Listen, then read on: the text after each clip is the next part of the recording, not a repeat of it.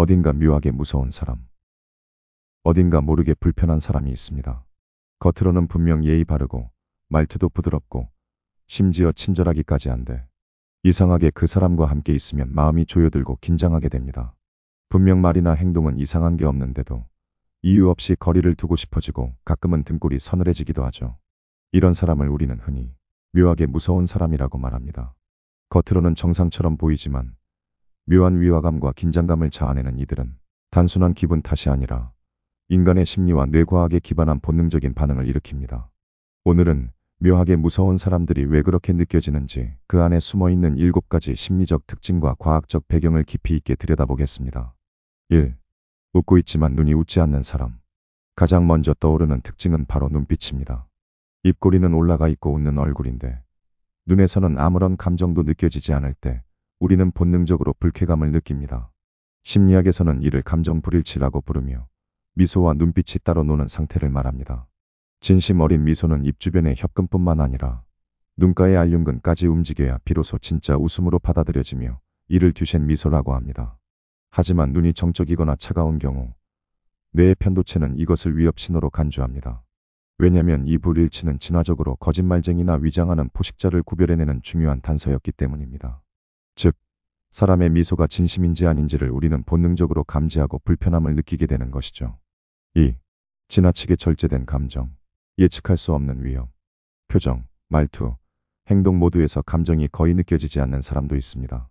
항상 침착하고 마치 로봇처럼 감정을 철저히 통제하는 이들은 때때로 안정감을 주지만 다른 한편으로는 극심한 긴장감을 불러옵니다. 우리는 타인의 감정을 표정, 목소리, 제스처를 통해 읽어내고 이에 맞춰 반응하도록 진화했습니다. 그런데 감정을 거의 드러내지 않는 사람은 이런 소통의 통로 자체를 차단해버립니다. 이로 인해 거울 뉴런 시스템은 상대의 감정을 제대로 예측하지 못하고 뇌는 혼란에 빠집니다. 특히 자폐 스펙트럼이나 사이코패스 성향을 가진 사람들의 경우 감정 표현과 감정 인식의 결함이 있기 때문에 이들과의 상호작용은 극도의 피로감을 유발하게 됩니다. 무슨 생각을 하는지 모르겠다는 감정은 결국 뇌에게 있어 가장 큰 스트레스 중 하나입니다. 3. 조용히 약점을 잃는 사람. 침묵 속 전략가. 말은 별로 없는데 눈은 모든 걸 보고 있는 사람. 이런 타입은 되게 똑똑하고 신중하다고 평가받지만 동시에 주변 사람들에게 심리적 노출감을 줍니다. 심리학자 폴 에크만은 미세 표정과 대화의 흐트러짐을 통해 우리는 타인의 진심을 파악한다고 했습니다. 하지만 상대가 말을 하지 않고 관찰만 한다면 우리는 계속해서 정보를 주기만 하고 얻는 건 없는 비대칭 관계에 놓이게 됩니다. 이런 인지적 비대칭은 심리적인 불균형을 만들고 상대는 자신이 감시당하고 있다는 느낌을 받게 됩니다. 대화의 주도권이 눈치채지 못하는 사이 넘어가고 긴장감은 자연스레 쌓입니다.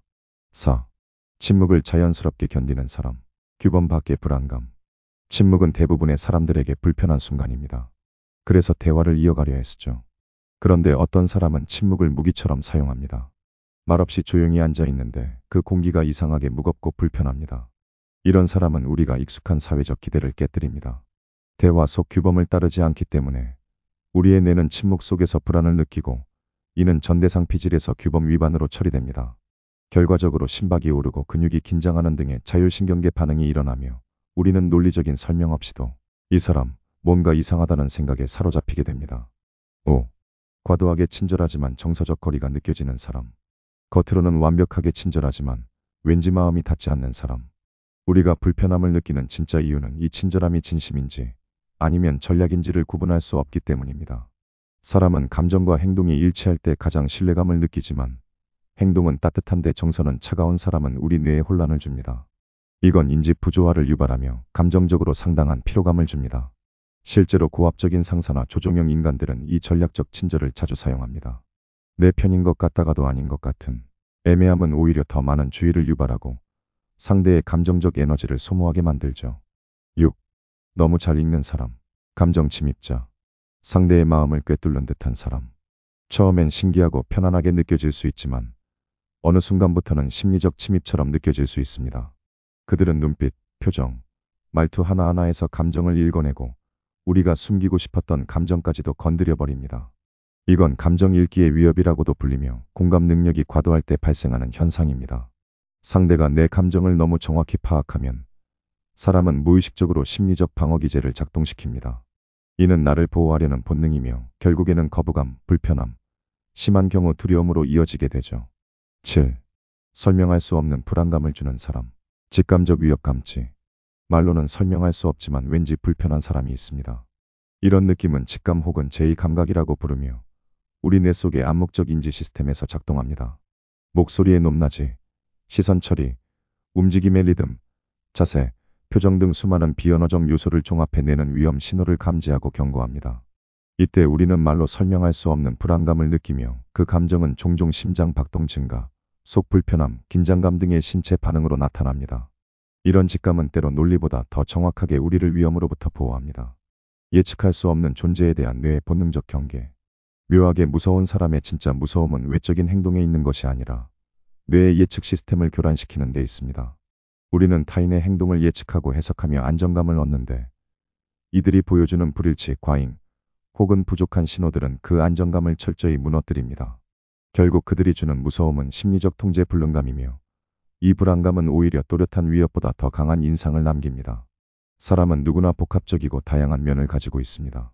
그리고 때로는 그런 특성들이 의도치 않게 타인에게 불편함이나 긴장감을 줄 수도 있죠.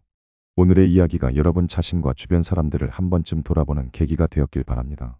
이런 심리 이야기, 인간관계에 대한 통찰이 흥미로우셨다면 구독과 좋아요, 그리고 알림 설정까지 부탁드릴게요. 작은 관심이 콘텐츠 제작에 큰 힘이 됩니다. 지금까지 시청해주셔서 감사합니다.